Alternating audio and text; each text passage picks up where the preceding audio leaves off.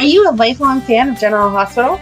Are you a new fan who wants to know more about the history of the show? Do you enjoy talking about the show with others? Do you find yourself yelling at the TV? Is your self-care an hour a day in Port Charles? If so, we invite you to join hosts Amanda Kimmel and Shannon Coach at the place where all the hidden conversations take place and secrets are revealed. Meet us at Pier 54, a General Hospital fan podcast. Hello. Hi. Welcome to the August 5th through 9th, 2024 General Hospital recap. So I waited until Friday night to finally start watching, and you said that you didn't watch until Saturday. Yes, I did Monday, Tuesday on time. Like Monday, Tuesday, I watched as soon as they came on. And then I didn't watch the rest until last night. I am so happy. I guess maybe I just wasn't on social media all week because I did not get any spoilers. Oh, good. Yes. Although did I tell you that I accidentally saw that one? No. Okay, so I didn't tell you. I knew that it was coming. I knew that it was coming eventually because there was an article that was talking about, because, I mean, we'll get to it, but, everyone had the speculation after Frank said people are going to go crazy for him, so everyone's having their speculation. And I had read something months and months prior about Brian Craig saying, like, I'm not going to come back, like Morgan's not going to come back, stuff like that. Yeah. So I was like, oh, did he address this again? Oh. And I clicked on it and it said, confirmed, Brian Craig returning for one episode. And I'm like, what? No. And I knew it was going to be in August though, but I didn't know when. Yeah. But I definitely assumed that it was going to have something to do with Sonny's mental health. I am so happy with how everything happened. So we'll get to that. Port Charles Pipeline, first things first. I don't know if it's really a Port Charles pipeline, but just a general statement. So the podcast platform that we used did ask us if we would like to opt out of any political ads being released during our commercials. I did opt out of it. I opted out so many different times. I filled out that form to be extra sure at least a half dozen times. So should you happen to hear something in the political realm, we don't talk about politics. We don't get involved in that. That's not what this show is about. We talk about maybe human interest and social conversations, but especially ones that we are personally experienced with. But, we don't get into politics. We don't get into that. Should you hear anything, it is not something that we're promoting. And actually, if you hear something, could you please maybe shoot us an email at pier54podcast@gmail.com and let me know. I have not heard anything yet. When I've been listening, I'm assuming that all the commercials are the same across the board, but I don't know if some may be regional. Right. And I mean, I don't know how they pick it. So just know from us, we're not supporting anything political with our podcast. I'm not even sure if I'm supporting Drew. So, and we did have a couple emails. One from Natasha. The subject is Carly and Jason's friendship. Are we making fun of how much Jason goes to jail? Good day. In answer to your question, Carly and Jason are friends because they both accept who each other with no question. When Jason had his accident, most people wanted him to act like Jason Q. Carly didn't. Well, Carly didn't know Jason Quartermain. Right? Carly came after Jason had the accident, so she's only known Jason Morgan. She didn't know Jason Quartermain. Right. So she wouldn't have known him to. If you look at Jason's past relationships, all the women have thoughts on how he should act, not Carly. Sam, they've just recently done this with Sam. Yes, exactly. Because I would agree, but at the same time, okay, Liz has always accepted him, but she has also just said, but I can't be a part of this. Right. I don't feel like Liz has ever tried to make him choose. Mm-mm. She accepts him who he is. She just also gets that that's not the life that she's going to be a part of. And so she has to stay where she is. They can still be friends. They can still be co-parenting, but that's it. I mean, I don't know. If you suddenly were in an accident and became the exact opposite of who you are, I would miss you. Right. I might still love who you become, but you know, if my son got in a car accident and suddenly became a mobster instead of the artist that he is, I think I'd probably be bummed out. Right. I would still love my son no matter what. Right. And you just naturally would have those expectations of, here, draw me a pretty picture. Right. Exactly. It's a no judgment relationship. I don't know. That's no judgment. I feel like it's all accepting, but I don't feel that it's no judgment. I can like that. I mean, I can tell you that, again, you could do some pretty awful things and I would still be your friend and accept that, but I'm not going to agree with it. I don't think that's judgmental, though. I think that's just a healthy relationship, though, too. Like, we joke about killing people and burying them. If you actually did that, I would judge you. That's not a right thing. Do not actually kill someone. Okay, you are. Okay, there we go. Yes. But okay. I'd still help you bury that body. Well, I don't want you to, but I'm also not going to do it. So, but yeah, no, you're right. Yeah. He would risk his life for her and she would do the same. That's what I was saying, though. I don't know that she would. If it did not benefit her, I don't know if she would. He is 100% devoted and loyal. And I think she says she will. Right. But he literally when would it comes go down to it for her. Right. But she did not. No. Harley only married Sonny because Jason told her to. The first time, yeah. The first time, but then she and Sonny became Harley and Sonny. I don't know. I'm standing by. I don't think that they're necessarily the healthiest relationship. Yeah. The more that it was specifically last week when Jason was like, seriously, when are you going to just do like I ask? And I feel like it was almost like one of those moments where you see in a movie where there's that something is said, and then suddenly you see all the flashbacks of all the times that accumulate to that point of that person saying or doing that thing. And you're like, oh, you're right. She has never listened to you, and she has always needed you to bail her out when you were already just trying to get things done the right way-ish. Right. So I think that's kind of where that came from, specifically last week. Yeah. And then our girl Holly, Portia. Why does she become more obnoxious and annoying every episode? What a waste of her.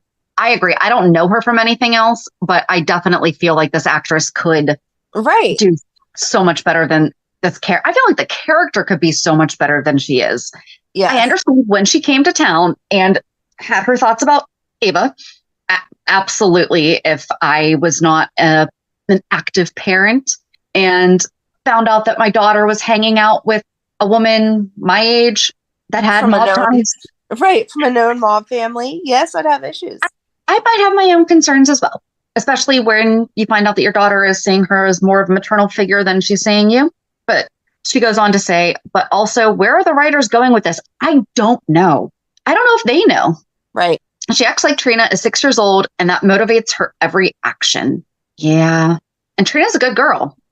And I feel like it flip-flops from week to week. There's some weeks that we don't see her and Trina together at all. And Curtis is like, hey, I talked to baby girl today. I saw her at such and such, blah, blah, blah. And it's like, Portia has no idea what he's talking about. Like, and then the next week she's like standing up for her of, oh my gosh, I have to protect my daughter, blah, blah, blah. And not to get into this week too much, but even Trina said this week, like, what are you doing? I am a grown woman. Step back. I got this. Yeah.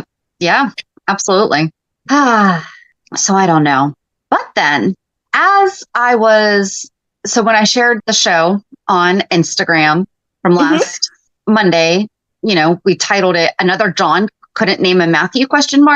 And our boy commented, Matthew Jane. He actually first said, you gals are the best. So thank you. But then he responded saying, one of the reasons that I am grateful for the character named John is because it feels like a head nod to my deeply missed friend and coworker, Johnny Wachter. It's so sad. I miss him, and this feels like a continuation of our connection on the show by carrying his name. And I was like, okay. Right. Yes. We'll allow it. That makes sense. That absolutely makes sense. And if that is, I like it. So, yeah. But also, part of me is wondering if he got a name finally, because July was his 10-year anniversary. Oh my gosh. 10 years without a name. Oh, we need to talk to him. Him and James can be like, I never had a name for 10 years. I never had a birthday. Right? James is accidentally going to get married on his birthday. Okay. I think that's it. Did you have anything? Nope. Okay. This upcoming Port Charles 411 is going to be Bobby Part 8. Is it 8 or 9? Oh, yeah, it's 8. It's 8. You're okay. Right. I just had to look it up. Don't worry. I'm not that good. It's 8. Part 8 of Bobby. Continuing her and Carly. Yep. And their interesting start. So, all right. This week's Hulu headlines. On Monday, Dante voices his suspicions. Ava is in the hot seat. Molly has harsh words for Sonny. Dex consoles Jocelyn. Natalia offers an ear to Blaze. On Tuesday, a loved one visits Sonny in his time of need.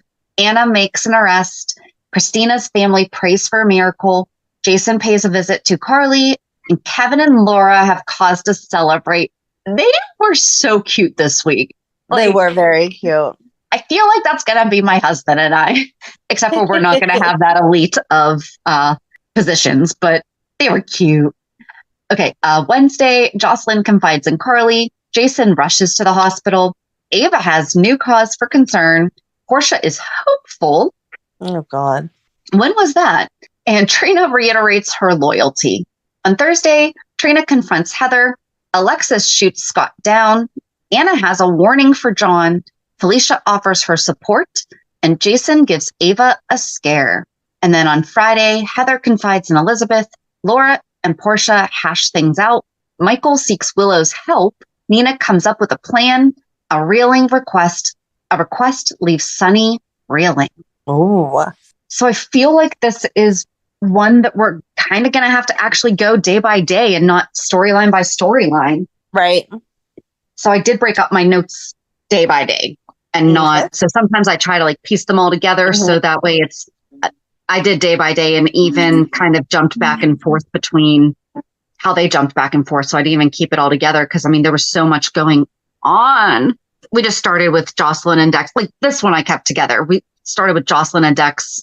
She told him about the accident and he comforts her. Yep. And they just talk about, I did like this. I liked how much they talked about how they've each grown and yes, how that's the reason why they were able to get back together because they both realized what they needed to do for themselves. And it also benefited their relationship. It wasn't, I'm changing for her, and they reconnected. Yes. But then at the hospital, Natalia made Allison leave and she obviously really did not want to. Right. I don't know how I felt about that. Like, I don't either. I agreed. Like, yes, the family, but maybe not sit there right there with the family, but like hang out at the chapel, the cafeteria, the something. Like, I want to be kept in this loop, but I want to respect your privacy. Going to get lunch somewhere just didn't feel like right. Like, I'm glad they had their heart to heart or whatever, but it felt weird for them to be like at a restaurant. And you could see that Blaze was very distracted and like, why this isn't what I want to be doing right now. And I get being you're right. mom. It should have been in the cafeteria of the hospital. Yeah. Like, I still want to stay super close. I don't know. I mean, I know 6 months isn't a long time, but 6 months, if you're in the type of relationship that her and Kristina seemed like they were spending a lot of time together. It wasn't like, oh, we have a date once a month for 6 months or something like that. They were together a lot. She obviously has feelings for Kristina and the baby. It felt kind of unfair to pull her away. But at the same time, I actually thought about this. We've never really seen Blaze. She hasn't been forming a relationship with the Davis family. It's not like she and Molly or she and Sam or even she and Alexis have really spent any time getting to know one another. Kristina has spent more time getting to know Natalia than anything. There was that episode that Molly and Blaze connected at Kristina's. Yeah, but it's not like we see them not actively like trying. Right. Yeah. The same way that Brooklyn and Blaze know each other, it's right. Or even Maxie, but I mean, to be fair, we also don't see Kristina hanging out with her family like that either. So that's right. probably more why. It's not like Blaze is refusing to go. It's exactly. just I feel like any family functions Blaze has been at, it's just they were hanging. Kristina was stopping by and seeing her mom more often to talk about the pregnancy stuff. And no, Blaze wasn't there for that because it was like just popping in to talk to my mom for 20 minutes. Right. Exactly. So I did like that Natalia was like, tell me about your relationship with Kristina. Yes, I absolutely loved their conversation. Yes. But I guess I would have liked at the end to have seen them show back up at the hospital with like a bag of food. Like, I know you guys aren't hungry, but here I brought a couple salads. You need to keep your strength up. Eat something. Right. Yeah. Yeah. Or even like a bag of bagels or something, Hey, we went to Kelly's and got a bag of bagels and here's a box of coffee. We know how horrible what'd you say right in front of Sonny? How bad the coffee at the hospital is. Because remember, they don't serve Corinthos. They don't serve Corinthos coffee. So That's right. So yeah, just, I don't know. It felt like they left it very open-ended. And especially as the week went on and you still didn't see Blaze there. It was like, what? Right. Like she didn't get an update at all. Because I don't think actually we saw them. We didn't see her at all after this. Nope. Right? I don't think so. Right. Her big amount of time this week was talking to her mom. Yeah. But it does seem like they're working towards healing. And Allison Blaze was able to say things that she hadn't been able to, I mean, she specifically asked her, like, why did you feel like you couldn't tell me this? And she's like, you're seriously telling me I could have? Right.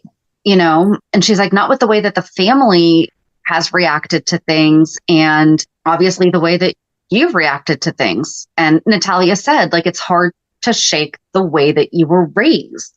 Yes. I did like how honest their conversation was because Blaze at one point even said, like, well, do you still feel that way? Do you still think that? And Natalia was like, yes and no. Like, I know that those thoughts are wrong now, but I can't help the fact that they still pop in my head every once in a while, kind of. Right. Oh, what did she say? She said something about how it's the same thing as being told your entire life you're right-handed and then you're being told to use your left hand. Right. I mean, I didn't really understand that analogy because I don't think it's as black and white as that, but I like that she was at least trying to explain, but she wasn't trying to excuse it. Right. She was, like you said, she was saying, I'm working on it, but there's still some things I need to work on. But she was saying, I'm working on it. Oh, because she at first thought it was just a reaction to what Link did to her. Right. And it was just a phase and it wasn't ever actually anything because Allison never felt like she could tell her before that happened. Because unfortunately, even if Alice and Blaze were out publicly or even privately, what happened with Link probably still would have happened. He still would have done that. Yes. He's the kind of guy that probably thinks he can change someone's mind, and that's not how that works. So, but Natalia didn't know before that. Right. I still don't. Yeah. But Jordan did call her and told her about the baby. So that's why we didn't see Allison go see Kristina. It was odd that she didn't go see Kristina or even go check on Molly. Yeah. And be like, I know that Kristina, can't do much for you right now because she has to recover herself. But is there anything I do? I sat there and listened to you talk about how much you wanted this baby. And I saw you and Kristina's excitement over it. Like, do you need anything? Right. I don't know. Yeah. Something. Yeah. Anything. So before we get to all of that, I think we could go to the jail or the PCPD, where Dante was interrogating Ava and Trina was in the lobby waiting to have her statement taken, and Ava didn't see her right away, right? Right. But then, Ava's basically reiterating to Dante how everything happened so quickly. And Anna comes in and is like, yeah, so Dante, you can't be the one questioning her right now. Right. I did feel like that was the first thing that Ava said, was like, this is completely inappropriate. And I was like, yeah, it is. I'm not sure how this is happening. Yep. So then Anna said, well, good news. Chase is right here. He's perfectly calm and he's going to be able to take your statement to continue the interview, I guess. I think we talked about this last week as to why Ava didn't see who was even at the pool. Ava has done many things, and we will hear more about that as the week goes on. I truly do think that she is absolutely beyond shocked right now. I do think she's absolutely still trying to manipulate people, especially further in the week. But I really do think in her head, at least, nope, I will take that back, because she switched out the luggage for the shoes. Nope, she knew what she was doing. Back that up and erase. I was just thinking maybe she really maybe she really believed herself. No, she didn't. No. She knew. No, she didn't believe herself, but she didn't push her. I mean, that is the fact. We saw it. Kristina pulled away and tripped over the luggage.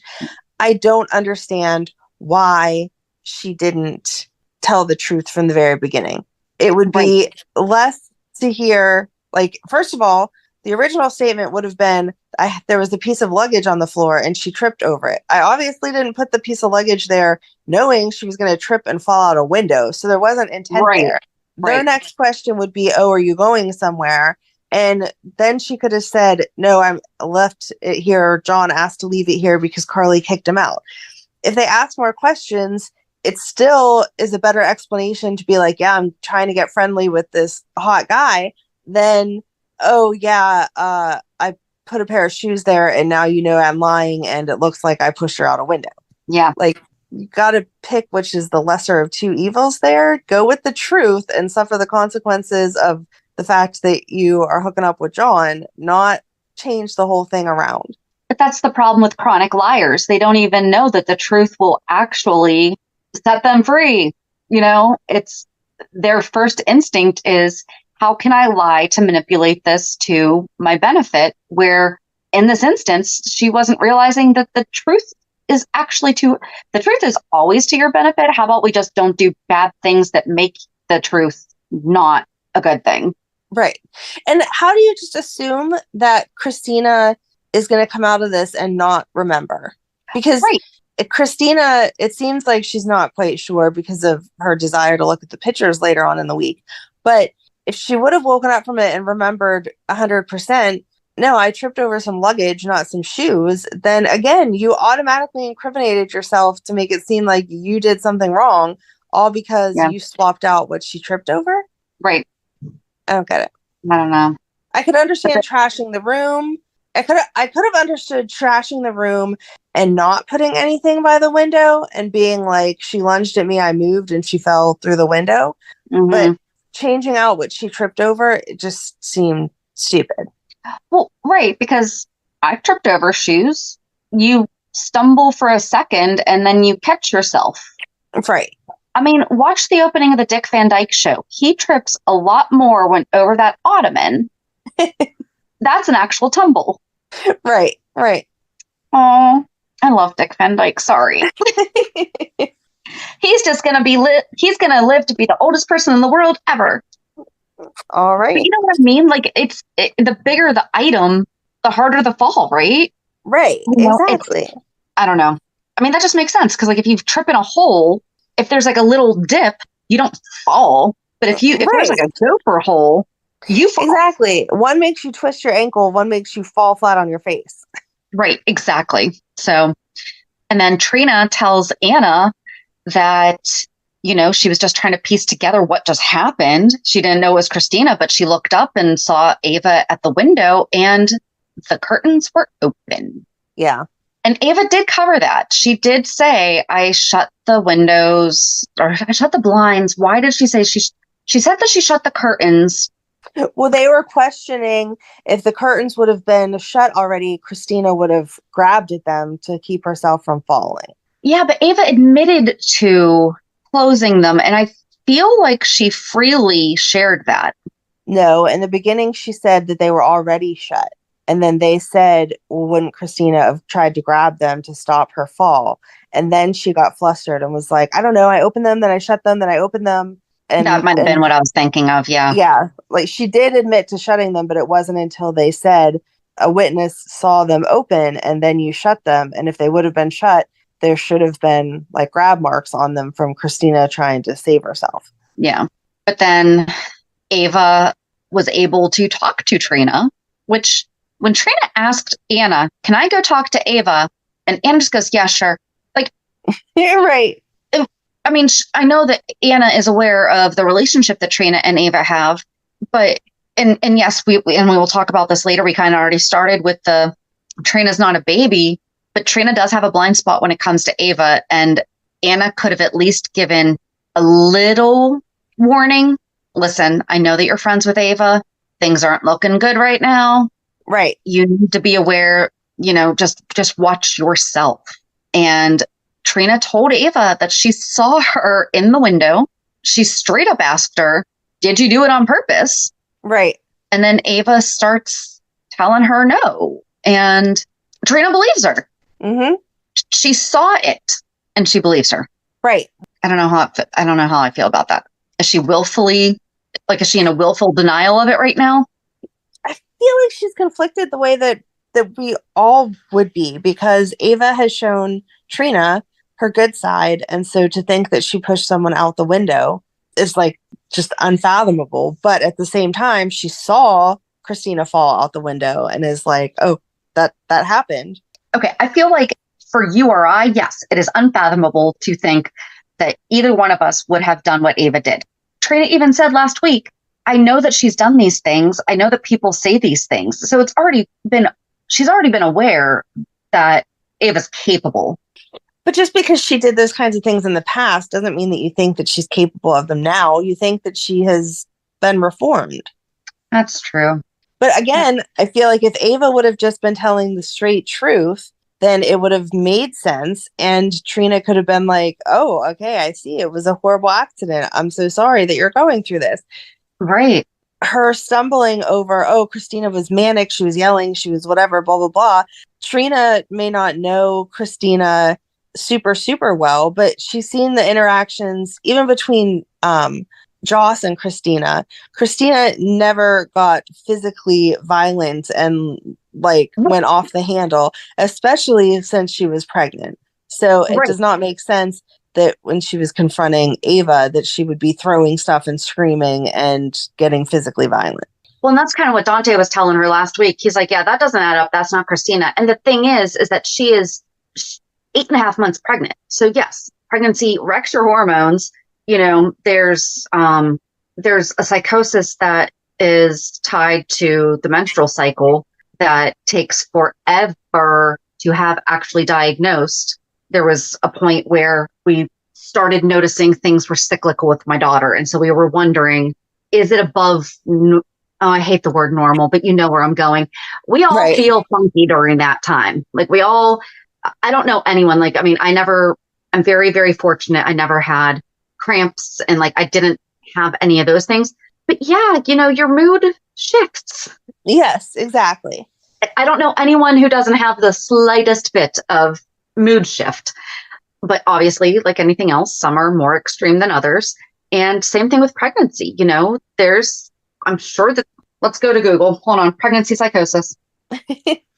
I'm sure that it is worse for some people, but I feel like the bottom line is, again, the majority of mothers, your overall instinct is to protect. So you wouldn't go throwing things at people and being confrontational in their face and whatever at 8.5 months pregnant, because you would realize if they throw something back at me or they hit back at me that I might end up getting hurt.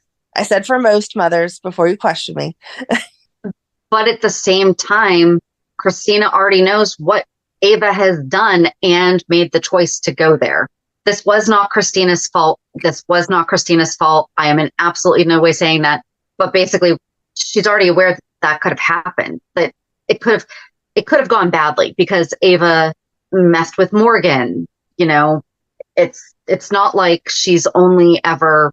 But Ava has messed with people from far away, from not up close and personal means. Do you know what I She's mean?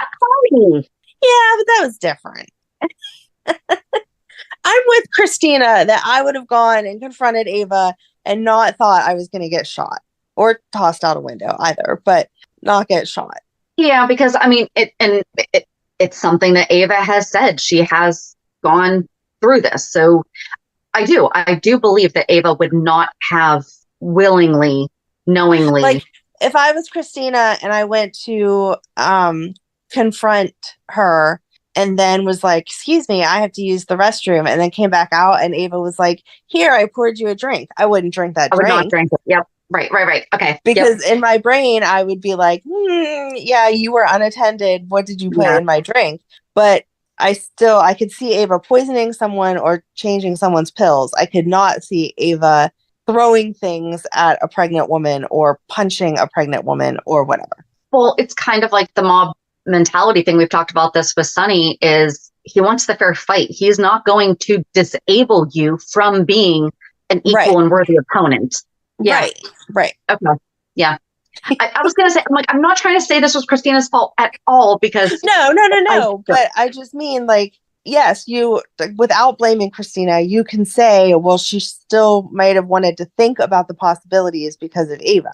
But if I was Kristina, I would have gone and had that same confrontation and thought, like, yes, if she offers me a drink, if maybe even if she goes to like open up a cupboard, I'm going to turn around and walk away because I'm scared she's going to pull out a gun or something. But I would never think that Ava would put her own hands on me or throw something at a pregnant person or whatever. Yeah. So yeah. In no way would I have thought this is jeopardizing my baby. I agree. So, but yeah, again, so if Ava would have just told the truth to Trina and everyone else, then it would make sense. It's the fact that she's lying that she's screwing herself up. And then at the hospital, Molly shows up and TJ tells her about the accident. Alexis fills her in on the fact that, they're trying to save the baby and they're trying their best to save Kristina. And who was it? Alexis said that she didn't know why Kristina was even visiting Ava. And Molly says she does and looks right at Sonny. Yep. And then I hate how they did this. Okay, I hate it altogether. Yeah. But to have the reveal be as the doctors are talking over her. First of all, there is so much science behind. They may not be awake, but they can hear you. Right. That you should not be having that conversation saying, how are we going to tell her that we couldn't save the baby? Because just at that time, Kristina starts waking up and is mumbling, baby, baby. And they see that she's awake. And also, instead of, I don't know, maybe going and getting her mom to be there as they share the horrible, horrible news, they just do it. And yes, I understand she is a grown woman. She is an adult. But if that were me, I would want somebody in the room with me to be there to comfort me. Right. I would want to be that person in the room with someone getting the bad news so that I could be there for them.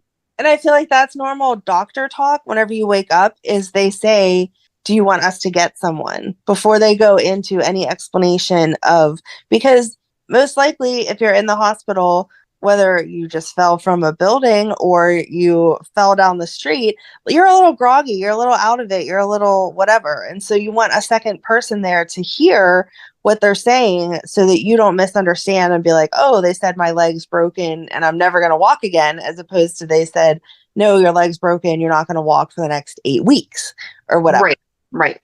So yeah, they absolutely should have said, do you want me to get someone? Your mom's right outside or whatever, before they told her anything. So then Kristina starts freaking out, but the first thing she thinks about is Molly, and she asks if someone can get her there.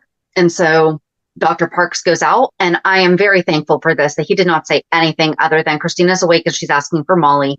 And Molly's like, okay, bye guys. Like, I'm going to go. Yes. And Kristina just tearfully told her, she didn't even have to say anything. She just said, I'm sorry, Malls. And they just cried together. Yeah. And then Dr. Parks during that is when Dr. Parks told the family that they were not able to save the baby. Yeah. I was happy. So then as Alexis visits with Kristina, all the bells and whistles start going off. And so they have to take her back into surgery. And at that point is whenever they said they may have to do a hysterectomy. I was going to be beyond angry if they ended up. So sick when I heard that. Yeah. So I will thank the writers for making the choice to not have to have her have a hysterectomy, because I would have been so angry. I don't see where she's going to be able to have children, though. I do think that they are going to have it be she's unable to. I really hope not. I feel like this is our fault for talking a couple months ago about how we thought that the other surrogate didn't actually miscarry and she was going to come back with the baby. That's right. Oh no, that's going to happen. I don't know. I feel like they heard us and they were like, okay, that's what we were going to do, but we can't do that. So instead, let's do this. And made it this horrible storyline instead. Instead of being two babies, now there's no baby. Oh, we did find out that the baby is a girl. Yes. Which is even more heartbreaking because of the whole Davis girl. Yeah. And then Dante gets to the hospital, and that's when Alexis tells him about everything. And she's saying about how she has to call Sam, and Dante offers. And she's like, no, I have to be the one to tell her because she lost the baby the same way that Sam did. Right. And then Dante goes over and talks to Sonny, and Sonny says that Ava had something to do with this, that she and Jagger have been working towards taking Avery away from him. And if they take Kristina away too, they will pay. And then Molly comes out and sees Alexis. And, yeah, she obviously knows that everyone was filled in while she was with Kristina. And then Sonny starts walking towards the door. And Molly, I like this Molly. I've liked her as a recast. I thought that she kind of fit more into it from the get-go. She seems a little older, yeah. But it's just her whole persona even just fits better with she fits. There's no other really way to, but that when she ran in front of the door and was like, you are not going to get to hurt my sister anymore. Or no, you're not going to be able to hurt my sister. What did she say? She said it was his fault for the fact that Kristina lost the baby. She told him why Kristina was at Ava's. Mm-hmm. And it was because Ava had subpoenaed, because at that point, Dante didn't tell Sonny that. No. But Molly told him that Kristina was there because Ava had her served. But Scotty better watch his back, because Ava's not the one who had Kristina served. Scott did that on his own. Right. He then told Ava, because even Ava at the beginning, when she first found out, she was like, why would you do that? Yeah. And then she was like, oh yeah, Dex, that's right. And then Molly tells him that her daughter is dead because of him. And so he walked away. Yep. That was when he went up to the roof. Oh, and then I did like Jordan asking Dante if Ava's been arrested. And he's like, I can't tell you anything, even though you're deputy mayor. Right. You're also family. And she's like, well, you're family. He's like, yeah. And they took me off of this. Exactly. So, exactly. I got told now.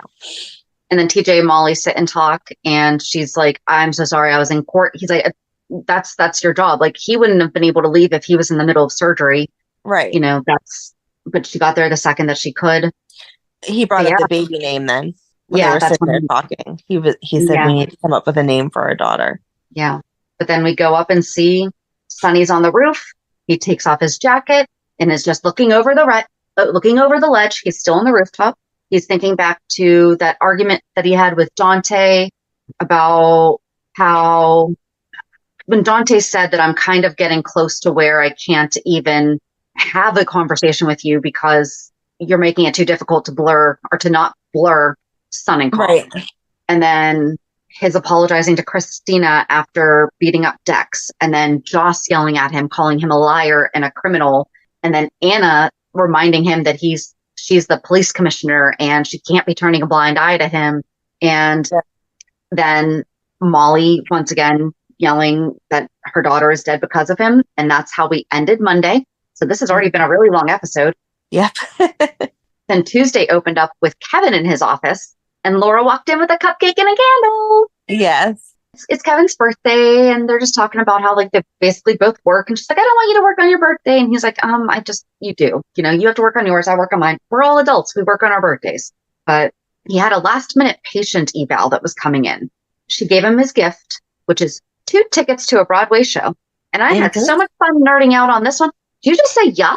No, I said, mm-hmm. Oh, I thought you said yuck. And I'm like, wait. We're going to back this up. Okay. This show might be over now. So she got him tickets to Allison's room at the Schott Opera House. The tickets are the exact same ticket, like the exact same. On the body of the ticket, like the one that you keep. Yeah. They both say row D, seat 15. No, sorry. They say row D, seat 14 on the part that you keep, but then the tear off stub that they take, both of them say row D, seat 15. So even the single ticket doesn't have the same number on it.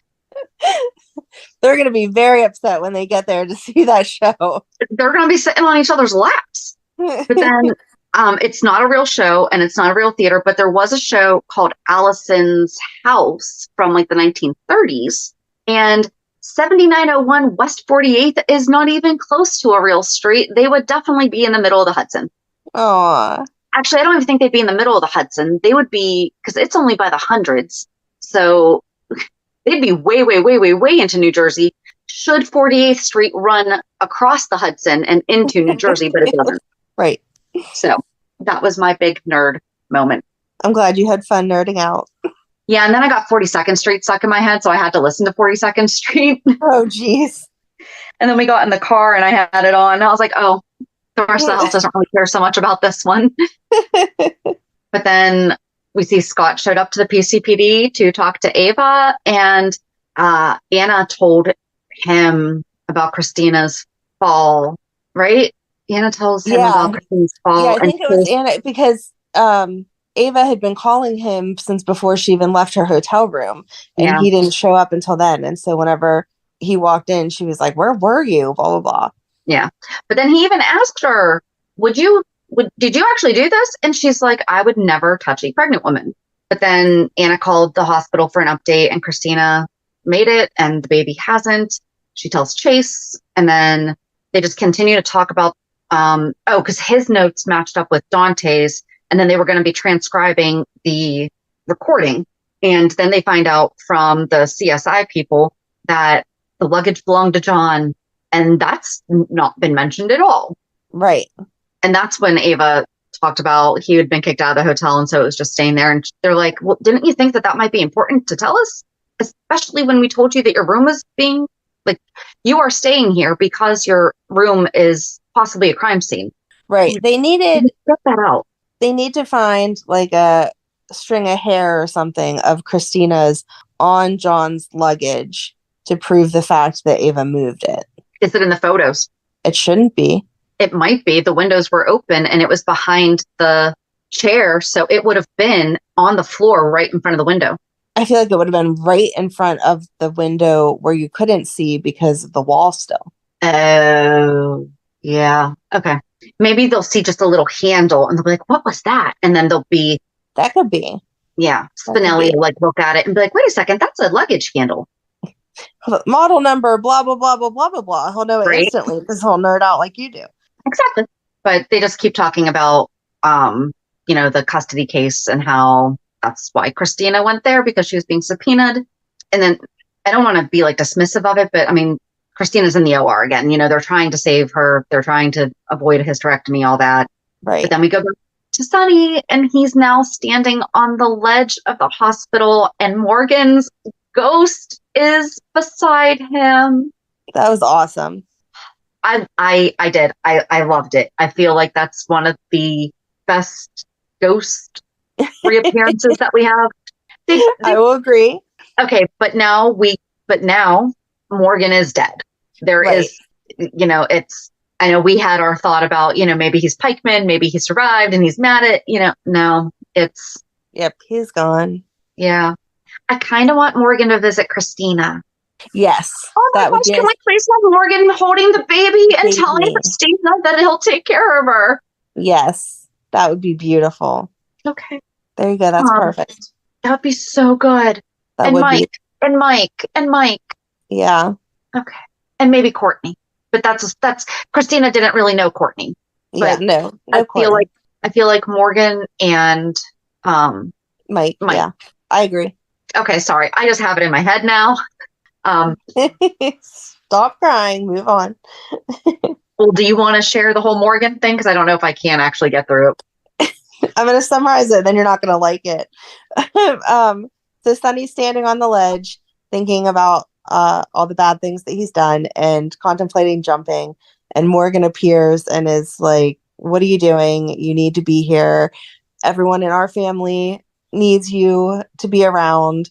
And Sonny says, "No, I've done all these bad things, blah, blah, blah. If it wasn't for me, you would be dead. You wouldn't be dead." And Morgan says, "No, that's not true," and goes through all of the reasons that Sonny needs to stay. But then Sonny rebuts all of them and says, "Yeah, but I shot." Okay, I am sorry, though. Morgan's response is, "I shot Dante in the chest before you even knew he was your son." No, dude, that really doesn't matter. You still shot him. You still shot him. You know. But I like knowing that Morgan would defend it till the end like that. But you didn't know. It's okay. Right, exactly. And then he says, Michael was in a coma for a year because of me. But you weren't the one that actually shot him, so that wasn't your fault. Right. And then, he wasn't the one who shot him, but also Sonny was the target. Right. But it was like someone going after him. It's not like it was retaliation against Sonny, right? I forget. Either way. Yeah. I mean, Avery's cursed with Ava as a mother. Okay, well, that just happened. Donna's mother almost went to prison, and Kristina lost the baby because he couldn't stop it. And Morgan was like, nobody could. Right. So, okay, I have one more person that can be there. Oh, geez. What? Baby Lila. Oh, that would be cute. Okay. Because that would be both of their sister. Mm-hmm. Okay. But yeah, I mean, Sonny just keeps going on and on about how... Did you think he was going to do it? I didn't, just because in my brain, I'm like, we can't have Sonny not here. But he was like really close, it seemed like, closer than he's ever been. So they played that out really well. I didn't think he would die if he did. From the rooftop of the hospital? Listen, things have happened. But I actually did think that there was a really good chance that he might have. Or that Jason was going to get up there just in the nick of time. But after that was 2 days? It was Tuesday and Wednesday. Yeah. Where he kept talking with, because he talked about how there's something just different about the father-son or father-daughter. When he scared Kristina and she saw me beating up Dex and saw how much I liked it, Yeah. He's like, I scared her. And Morgan said, and she came right back, and that's, he kept repeating. He's like, we might step away, but we always come back because we know how much you love us. And Sonny's like, not enough. Again, you would not be dead if it weren't for me. And Sonny even said, like, Morgan of all of them should understand how he's feeling. Right. And then we don't see Morgan anymore. Right. And Sonny's walking into Kevin's office. Yeah. That's not the late night consult that he had, though. No. Because it was a phone call. So who was the late night phone call? Or are we just to assume that he was just having another random consult? I thought that it was going to be something to do with Heather, but then it never connected that way. So that's what I was thinking too. Yeah. Then I was like, did I miss something? Did I miss where they did say who it was? Right. Yeah. I went back for a second and was like, wait a second. Did I miss part of, I think that was Tuesday's episode. And then it was Wednesday. Okay. There were a couple spots though that I thought, how did we just get here? Yeah. Like, I feel like they definitely deleted some scenes that were transitional because there was, when Kevin came to see Alexis. Yes. Suddenly he was just I know it seems small, but it's not like we saw Kevin coming around the corner and seeing Alexis sitting on the couch and coming over. It was just, right. He was there. Yep. And it's like, wait when did that happen? Yeah. Right. Jason goes to Carly's to bring the mail from Bobby's. Carly's freaking out because Sonny didn't come home or didn't come over to pick up Donna. He's not answering his phone. She doesn't know what to tell Donna. Then they talk again about how they disappointed each other and about the evidence disappearing and how they just can't believe it. And it's like, okay, guys, just let's just move on from this now. Right. She says again, I asked Spinelli and he said it wasn't him. Nope. But nobody called either one of them. Nope. Overnight. And then Dante calls Jason and Jason talks about Kristina and Carly's like, why didn't anyone from the hotel call me? And when she calls, they say they've been too busy getting her to the hospital. No, that's what the paramedics did. Right. You 100% call Kristina or Carly and or Olivia. And Right. the other would definitely have called the other. Yep. It did not make no any way sense. that she would not have known. Right. And Jocelyn didn't call. Jocelyn went over to Dex's house and needed comforting. On the way over to Dex's, she didn't call her mom and be like, oh my God, I just wanted to let you know that I'm going to Dex's, but I just had the worst experience at work. I had to save somebody. And then when I flipped them over, it was Kristina. Right. Well, and then when Jocelyn finally did talk to Carly about it, Carly said, well, I know you didn't call me, but I'm glad that you at least had Trina there. And she was like, yeah, so about that. But then Jason goes to the hospital and talks to Dante about everything. And they discuss Ava, right? They discuss that Ava's been arrested. Right. Jason called Brick after he talked to Dante. Mm-hmm. And Brick's getting measured for a suit. Right. And Brick's like, yeah, so you're not in the circle of trust anymore. I can't show you the pictures. And Jason's like, so here's the deal. I've been protecting Sonny and the family, same as I always have. And Sonny has just not been listening. And he's like, good enough for me. Here you go. Here's some pics. Yes, exactly. But then Jason takes them right to Anna. Mm-hmm. And Anna uses them. She goes and gives Ava one last chance. And then she's like, oh, funny, because here we go. Here's some photos of you putting your hands on her. Right. Can they use that? I don't think so. That's what I was waiting for Scott or Jagger to say. It doesn't matter what you have. If they were taken illegally, like we've talked about before, recordings and pictures out in public, you can't object to people using those because if you're out and about, you do not have a right to privacy or an expectation of privacy. But if I'm in my hotel room, yes, I have a right to privacy and expectation of privacy. So you can't take pictures through the window. No. So I don't know. I think it's going to be interesting with that one. But then they arrested her for manslaughter and told Ava that the baby didn't make it. Right. Oh, I remember. It was when Dante and Jason were talking. They were like, Dante said that his phone was going straight to voicemail. And Jason said, yeah, I checked the chapel and he was, or one of them said that they checked the chapel and he wasn't there. Mm-hmm. So why the roof wouldn't be your next thought?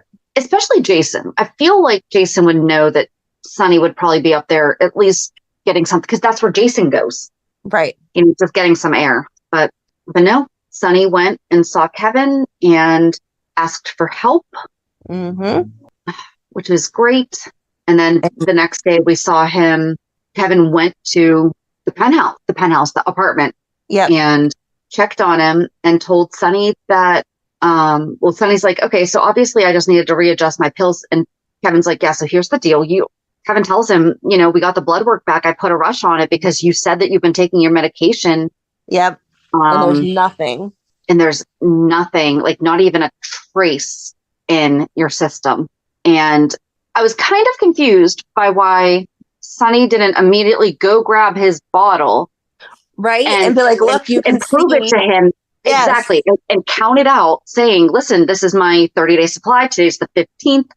Count it out. I take them at the same time. Like I take them religiously. And then he realizes the bottle's missing because then we find out that Avery took Daddy's vitamins, which he has, where this all came from. Right.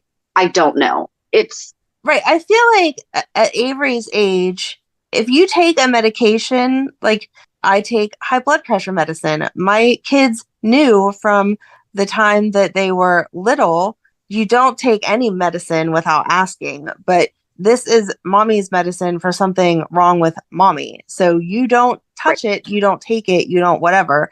And if the doctor gives you medicine, then mom will help you take it. And no matter what, you're just taking one at a time. You're not taking the whole bottle or whatever. I understand if it would have been, you know, like children's Tylenol or something like that has like a yummy flavor or whatever.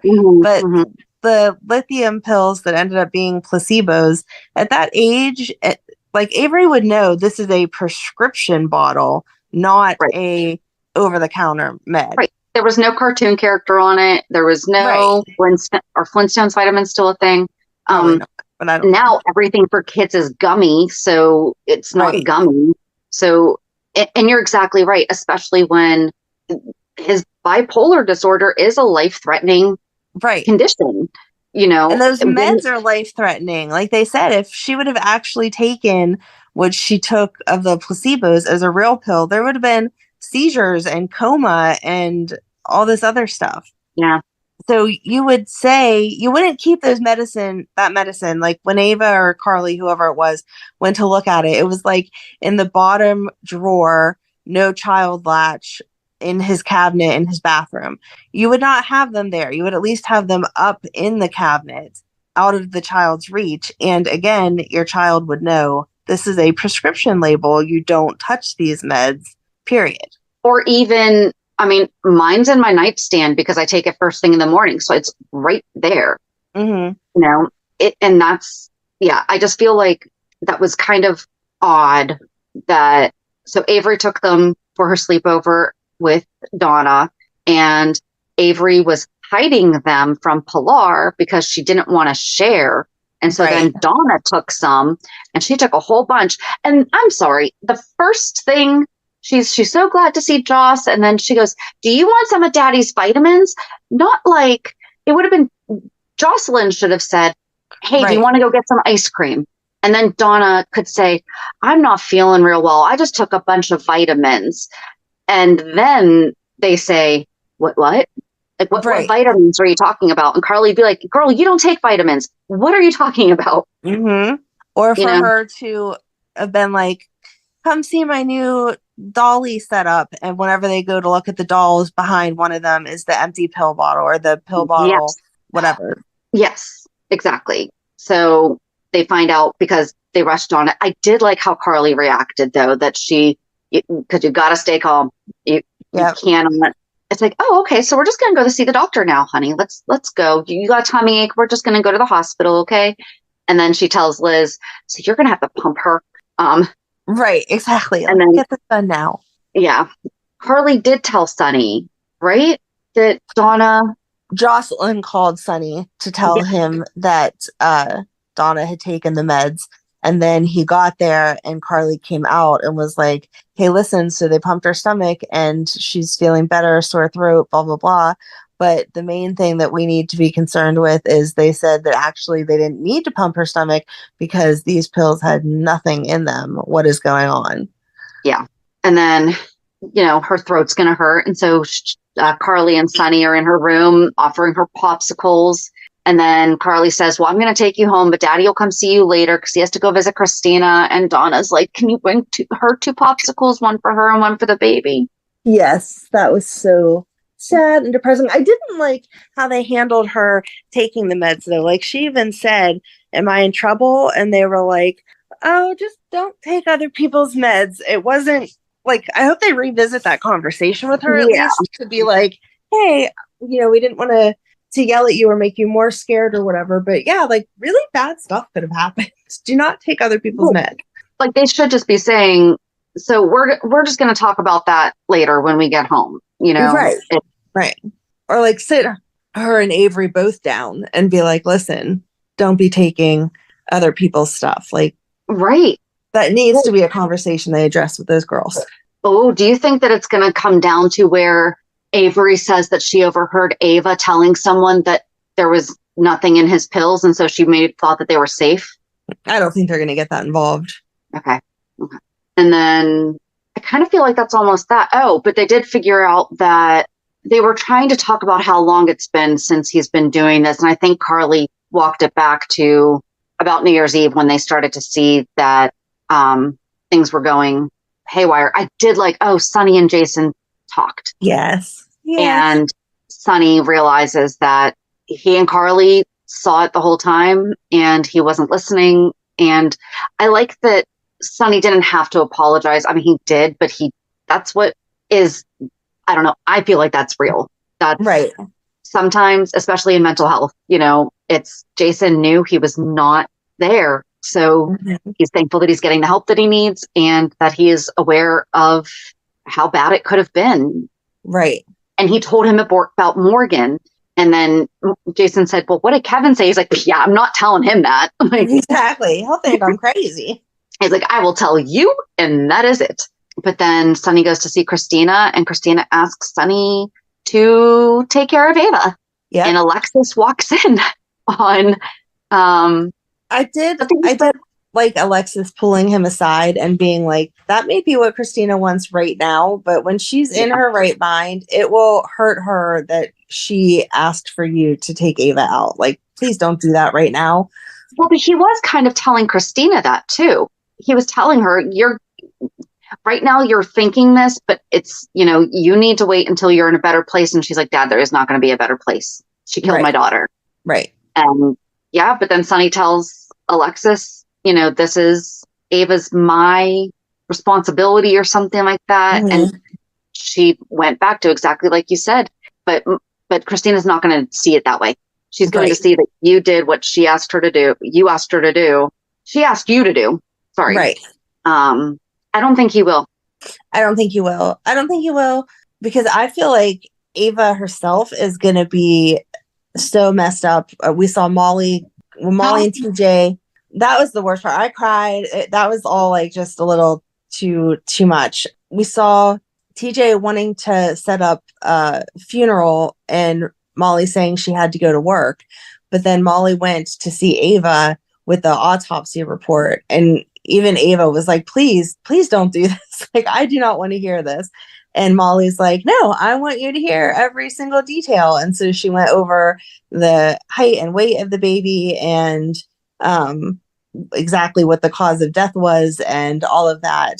And Ava's like, but that's not what happened. Kristina is who killed your baby, blah, blah, blah. And Molly is going to freak out even more. Like, don't blame my sister. Uh-huh. Like, she's been through enough. She did not do this. And so I feel like, especially with Molly being the DA, I think this is the time where she's going to pull her strings and be like, hey, I need whoever gets this case to make sure that she goes away for a very long time. She's ADA. She's ADA. not the DA. Sorry, ADA. But I do think that Robert might make sure that the best person is on it. I know that it was heartbreaking and I know that it was probably very difficult for a lot of people to listen to, but I thought it was amazing that Molly did that. I loved it from the, theatrics side of it and just the fact that Ava couldn't go anywhere and had to listen to it. But then whatever they showed TJ at home breaking down and how his family was trying to be there for him and the fact that Molly wasn't there. And then right after that flipped to Kristina having the dream of holding the baby and then waking up and the baby wasn't there. It just, we've talked about it before with my pregnancy losses and some of them being further along. I was like, oh man, this is too much for me. I am not liking the storyline. So I'm sure there's many people who felt that way, but that was rough. They did a really good job with it. Cause again, if you're feeling those feelings, then they're doing it right. But it was a lot. Well, I mean, she's compartmentalizing right now. She's, I can't deal with this, and I did like that TJ didn't push her when he asked her, are you sure you don't want to be here for the packing of the room?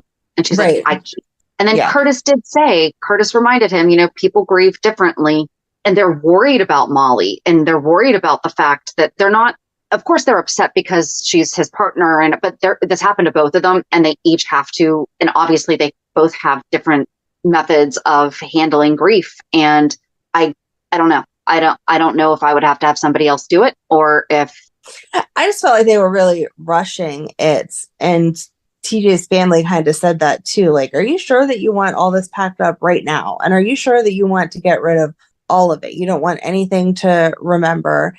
And it's obviously too soon to talk about trying again, But whenever Mhm. they were like, oh, we're just going to donate all of this, I was like, that's a lot of stuff that you guys are getting rid of that you're just going to have to go buy again, that maybe we should like put it in storage or keep it at mom's house or something. Like, I feel like it would have been different again, on a personal level. It would be different if they had brought the baby home and then the baby passed away from like SIDS or something, like the stuff that the baby had already used. Absolutely. I wouldn't want that to be reused for another child, like you're trying to replace the first one.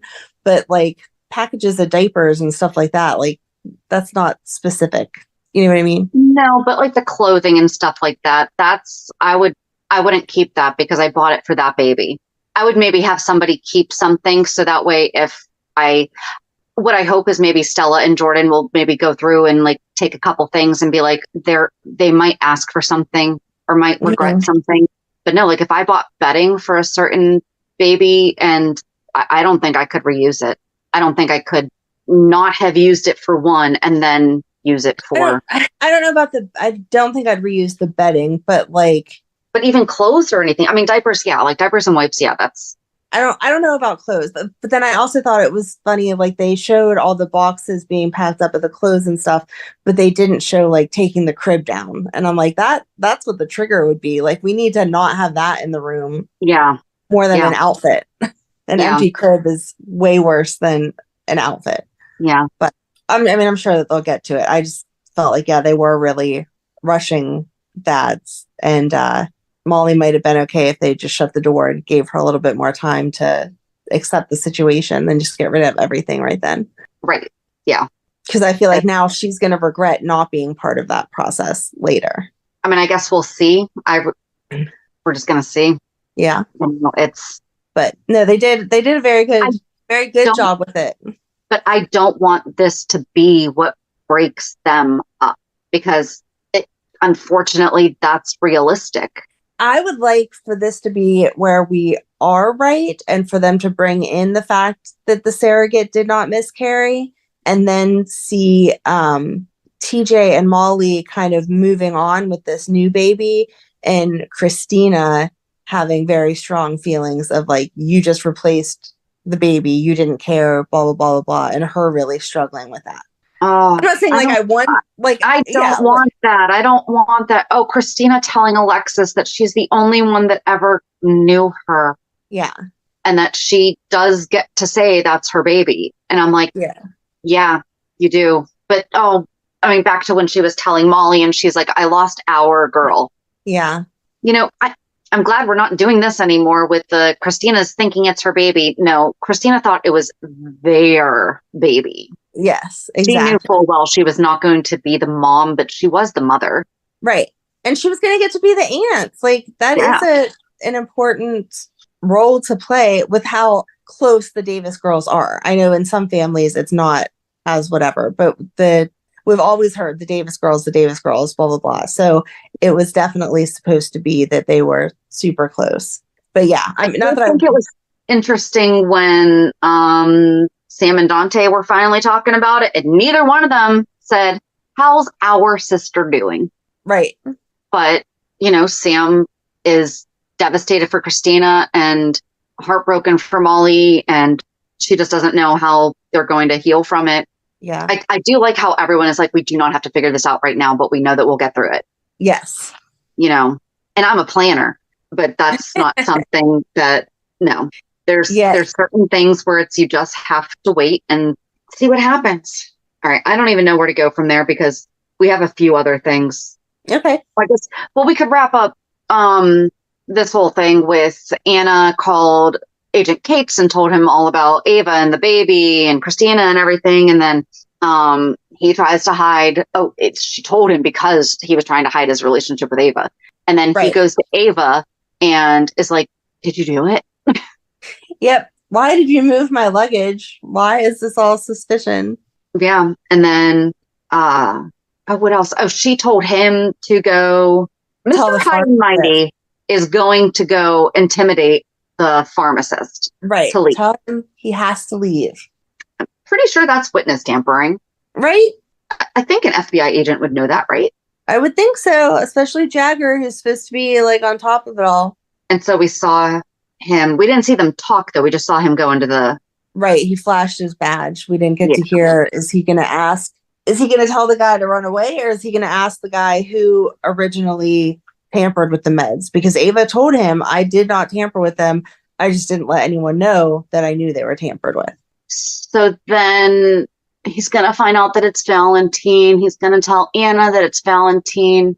And that's why Sonny wasn't taking his medication. And that's why Ava was so terrified of Sonny because of his behavior. And so that's why she felt the need to have the custody hearing against Sonny. And so therefore it is Anna's fault. Yeah. Okay. Wow. Ew. And Scott. Okay. So Scott went to see Heather. So Heather was going for a follow-up from her surgery and everything. And Scott goes in to see her and she's like, you're not my attorney. And he's like, just listen. And then he talks about the fact that, yes, she did what she did. And he's like, there's a big difference between your LSD, like you accidentally poisoned yourself with LSD versus a corporation possibly knowingly contaminated you, poisoned you with their product. He's like, there's a big difference. He's like, you're not horror story or slasher movie. Yeah. Something. And she's like, well, that's true. So then, he's saying about how, she could possibly get out of there. She could spend time with Ace and all that stuff. So then he gets that in her head. And then Scott knew about the baby when he went to talk to Alexis about if she wants to be second chair to suing this corporation because of Heather. You just asked the grandmother of the baby who your client is being accused of killing. Yep. And even if you were normally oblivious, Alexis looked like crap, rightfully so, but she looked like crap. You could tell she had not slept. She had not eaten. Her hair was a mess. She had bags under her eyes. She looked frazzled and upset, as you would in this situation. I don't care who you are. You would notice that and be like, hey, listen, I have something to talk to you about, but now is not the time. Right. Or something like that. And he even said, oh, geez, I know it's been a rough time. I'm so sorry. You and your family have my condolences. But by the way, you want to jump on this case with me and try to make millions of dollars? I feel like old Scott was that distasteful, but Scott that we've had for the past 15, 20 years is not that distasteful. Scott that has lost every single one of his children to death. Right. Would absolutely. I agree. It would be different if it was just about anything else. If Kristina was in there with a broken leg, if she had just had the baby, but. And he remembers that he has children that have passed away because that was one of the lines to Heather was, we have a connection because of Franco. Yeah. And Heather laughed and was like, don't use that connection. That is not something. Give me a break. Yeah. But then when Liz is checking on her and she's kind of being all down and she's kind of hinting around to Liz without saying so much. Mm-hmm. Liz is so good because she's like, I have to do my job right now, but I also told you I would basically be caring for you. And she's like, oh, I can sneak you some vanilla pudding or something, if you want. And then Heather's like, I own up to what I did, but is it really all my fault? Right. And then you see Liz like, wait, what? What are you talking about? And then Heather's like, shouldn't there an executive be in jail right next to me because they're just as guilty as I am of these murders? And Liz is like, I'm going to take this tray and I'll talk to you later. And then she's like, can I see can I see the phone? And Liz is like, no. And she's like, can I see your phone? And Liz is like, can't get involved in that. And then she says, well, can you just call Scotty and tell him that Heather said, I'm in? Yep. And Laura had gone to visit her. Well, and so Liz went out and Laura wound up seeing her. And she's like, oh, I thought you might be here to see Heather. And she said, oh, I didn't even know she was here. And Liz is like, I don't know if she wants, if it'd be the best company right now. And Laura's like, I got this. And she went and showed her a bunch of pictures of Ace. Yes. And it's so big. And then, Heather's kind of seeing, and Kevin said this to Laura at the end of the week where Heather is because she didn't say anything to Laura about Scotty suggesting they sue, right? No. So Laura has no idea that that's even a possibility. Right, because Laura had just had the run-in with, or Heather had the run-in with Portia, and then Trina was like, hey, calm down. I know you're my mom, but I'm an adult. And then Trina had visited with Heather and was like, I'll listen to what you have to say. And then whenever Heather started talking about Esme, she was like, don't ask me to forgive someone that's not even here to be sorry. I said I'd hear you out. That's the end of the conversation. And then Laura came and was like, I don't want you to be concerned. I'm not going to keep pressing the issue to have you released. You said to drop it, blah, blah, blah. And you see Heather have that look in her eye, like, maybe I'm not so sure I want to drop it now that I've talked to Scotty. Right. And then Kevin tells her she's getting the glimpse of the life she can't have because she keeps coming to the hospital and she's, seeing, I did like that Laura told her that Esme was a very good mom. Right. Ew, but then Portia sees Laura and is like, Trina told me that you've agreed to drop the reopening of Heather's case. Thank you so much. And Laura's like, I did not do it because of you. Exactly. Heather asked me to stop. So I stopped because of Heather. Right. So, yeah. So I guess we'll see what happens there. I think it's going to be interesting if Heather winds up getting out of Pentonville because of the poisoning thing. So I still feel like it's going to be Trina that's the one that actually rallies around her, because that's what she said was, I hope that whatever justice is what is served, and that's what happens. And so I can see it coming up and Trina testifying and being like, if you guys really think she paid her debt and that she's all clean now that she got the new hip replacement, who am I to say she can't try again and be out on the streets? Right. And then I think we can just wrap up real quick with Michael took Nina to lunch and is like, thank you so much for helping Willow. And, she's like, oh, you didn't even question any of my budget stuff. Right. And he's like, well, Crimson, like, you're good at your job. I did think it was funny that she kept catching herself with talking crap on Carly. Yeah. But she did good. She was catching herself and she was like, because when the elevator was frozen, and she's like, you'd think that they would have this figured out by now. And then she looks at him and she's like, never mind. Right. Exactly. Or if I still was in charge. Yeah. But Drew and Willow were in the elevator and it got stuck. And well, first of all, Willow was in the elevator by herself and Drew just sticks his hand in and is like, got room for one more? Yeah. And then it's so hot in the elevator. He needs to take off his jacket. They were in that elevator for 3 seconds. I could understand like 20 minutes later being like, whoo, man, it's hot. They were in there for 3 seconds. And he's like, you don't mind if I take off my jacket? And he didn't just take off his jacket. He rolled up his sleeves. He unbuttoned his shirt. He loosened his tie. Like, it looked like some inappropriate stuff may have been going on in there whenever he walked out. And she's like, oh, the thing got stuck. So sorry. I'll just go home. Forget the dresses. I specifically came here to pick up. Right. Exactly. And he invites her to go to a fundraiser. And she's like, no, I can't leave. He's like, wait a second. Does this have anything to do with us kissing? Right. Yes, Drew. I'm over it. I think this is one of the stupidest things it's a stupid storyline, but on top of that, they're making them so stupid. Like, he looks at her a certain way and she's like, oh, Drew doesn't really like me, even though he's staring deeply into my eyes, telling me I'm one of the most important people in his life. And he's like, what? Willow doesn't still have feelings for me, even though she like can't stand still in an elevator, refuses to go out of town, and is like all flustered around me. There's nothing going on. He's a man. He's oblivious.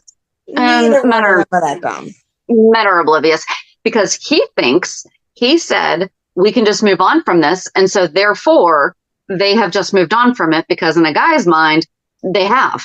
Right. It didn't happen. I said that we can just forget that it happened. And so therefore it didn't happen. Yeah. I don't know. It's weird. It is very weird. Well, this is a really long one, but I feel like it was going to be a really long one. Yeah, there was no way to not go in depth about much. There was just like so many little details that are really important. Yeah. I do think that that's it, though. I'm scanning real quick to make sure we didn't miss anything. Yeah, I think we're good. Reality check. So this week I actually had a lot of fun. Yay! So Erica is having the surgery on her ACL on the 20th. And so we were both kind of thinking that it was probably not going to be until, like mid to late September based on how things were Right. going. And then they were basically like, well, we could do it next week. And we're like, whoa. We need some time to get things settled up. I need to get things in line with, I don't have to get them in line with work, but I can't just up and do next week. Mhm. So it's on the 20th and we still have a lot on our summer to-do list that we're just not going to be able to do. But she's like, I just want to spend a day like around the city, doing something. And so we went down to the Strip and had lunch and walked around and been doing so well with my weight loss journey that it was a really good idea to go to Grandpa Joe's candy store and buy a huge thing of nonpareils and, what else did we get? Oh, we got the container of only banana runts. The only runt that has its own package is bananas. What does that tell you? It tells me that as much as I love your aunt, I'm sorry, but we can't be friends anymore. That's what it tells me. But it was fun. And then we went to Trader Joe's and then I took her so we had a little bit of time before we picked up my daughter. So she finished her camp on Friday and I was actually able to do it because a closing I was supposed to have on Friday wound up closing on Monday instead. So that was nice. Oh, nice. So I wound up having basically Friday off because I hadn't scheduled anything because closings, you never know when they're going to be until like the week before. Right. So sometimes a couple days before. And so I went to University of Pittsburgh and the home plate for Forbes Field is in one of the halls. It's not exactly where it was because supposedly it would actually be in the bathroom. I don't understand why that is because why couldn't they just build the building around that when it's only like a 10 feet difference? I don't know, but it was a thing where you would walk over home plate, before a test or something like that for good luck. And one of the outfield walls is still up down there. And so big baseball fans, we went down and did that and took a look around there. And then we went to see the church in the movie Dogma, and it's actually being condemned. Aww. It's a historic landmark that's actually being condemned. It's in very big disrepair. And then we went to Trader Joe's and we hadn't planned a trip to Trader Joe's and we only had about 15 minutes. So we decided to stock up on like ice cream sandwiches and their dark chocolate peanut butter cups and all the junk food. Nice. So yeah, we're preparing for her surgery very well. And then we took our rain check day at Idlewild yesterday and we finished the day and myself, JD and the kids kind of recreated a lot of pictures from our first trip in 2009. That was very cute. I saw those on Facebook. You guys were adorable. It was fun. And I think that's really it. I mean, the rest of it was just I've had some really, really, really long work days lately. So it was just really nice to be able to spend, it felt like I almost had a couple days off and it was really nice. Nice. How about you? So I was probably the dorkiest that I've been in a while this week.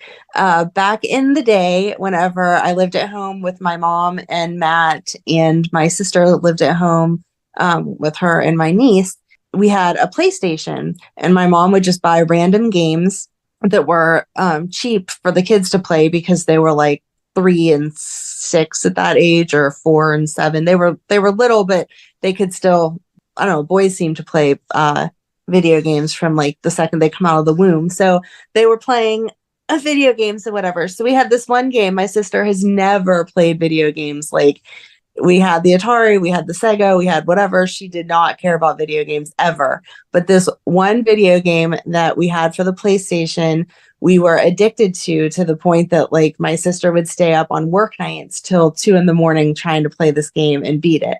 And so we've talked about it for years, like as a joke between me and her and the kids.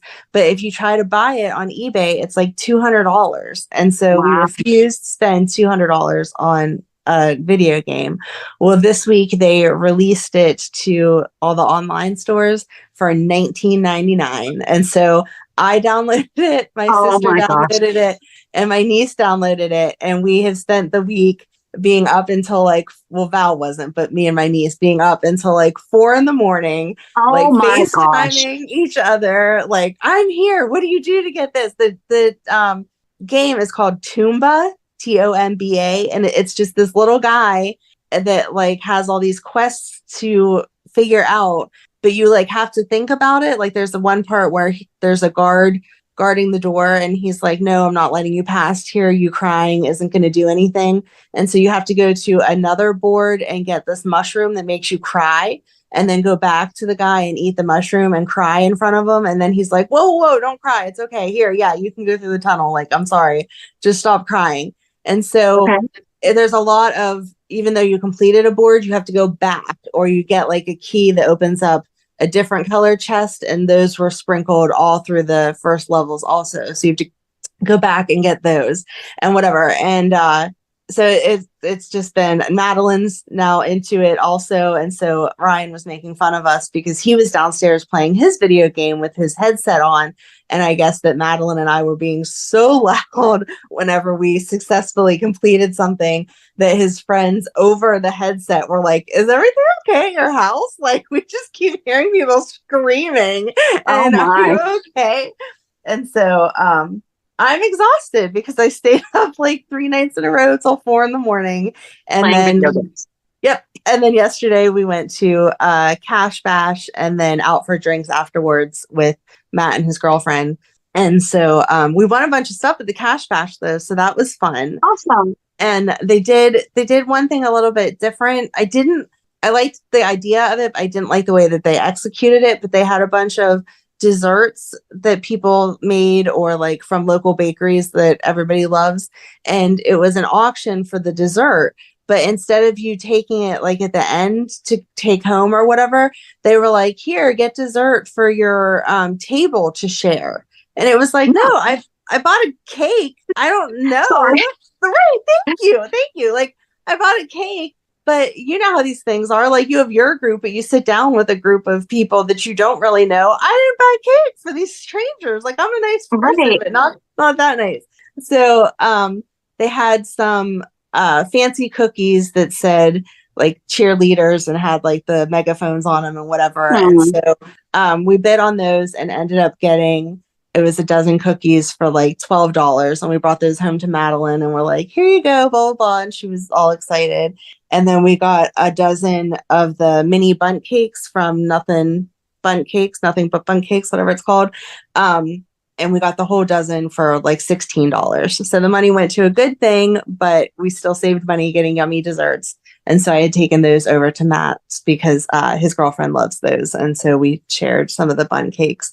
And then Ryan won this huge basket of stuff to make Bloody Marys. I don't really like Bloody Marys, but it had the alcohol and the mixers and the pickles and the skewer thingies and like all of it. It was this huge basket.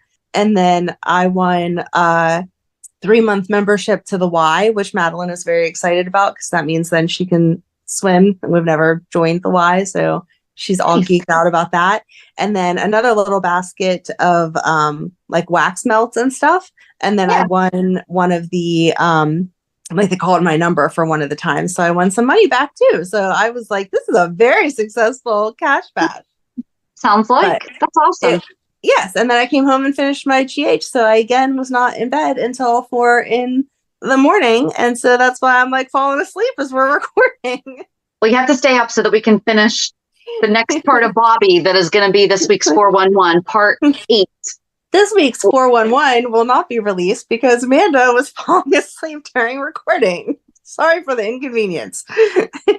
No. We'll keep it short.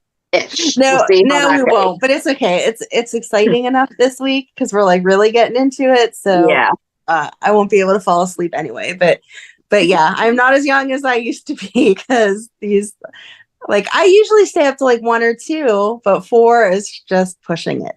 So. See, and we got home from the amusement park probably around 7:30 because we had stopped to get ice cream on the way home, and I was exhausted. But I also get up at 6:30. I get up when you're going to bed, so yes, you get up way too early. But time for work and school and stuff. My daughter gets herself up at. Even when I had to be at work early and had the kids at school, I still like pushed it to the very last second. Like the bus comes at 8:00. Okay, we're getting up at 7:15. Here's your clothes. Get out. Oh no. Yes. Sleep is my best friend. But That's why I do it early. but yeah, it was a fun week. It was very cute seeing Madeline so excited about this game. We still have not beat it, but sweet. I was hoping that was going to be the end. No, actually, my niece Julie beat it. She said it took her a total of 14 hours and 36 minutes or something like that. But she did indeed beat it, which I don't think we ever did beat it back in the day because it was just like so intense. But anyone who loved the game Toomba, I guess it was released in 97. We played it in 2000. I just looked at it. Yeah. Which would make sense because, like I said, back then my mom bought it as like, oh, this was $10 at the game exchange or whatever. But yeah. I guess a lot of people liked it. So if you didn't know and you loved it, go to your online store. It's on PlayStation, Steam, and the Switch. You can download it for $19.99.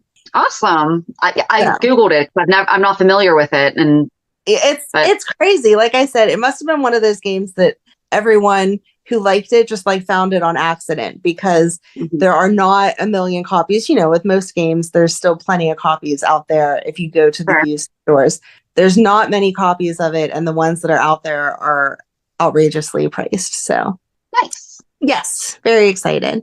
And there's a second one. The second one is set to be released next year. So. Oh, okay. Interesting. I'll have to ask my son if he knows about it. He plays a lot of what he likes to call vintage. Oh, doesn't that break your heart? Because he's not technically wrong is the worst part. Yep. All right. So on that note, join us on Thursday as we talk about Bobby Part 8. Vintage Bobby. Vintage Bobby, right. Oh, hey, it's 1997. Look at that. Have a good week. And we'll meet you at the pier. Bye. Bye. If you enjoyed today's show, we invite you to go to pier54podcast.com to subscribe on your favorite platform. Don't forget to leave us a review. And you can also follow us on many social media channels. Just search for Pier 54 Podcast. Also, we are not perfect, so if there is something that we missed or messed up, just let us know by emailing us at pier54podcast@gmail.com.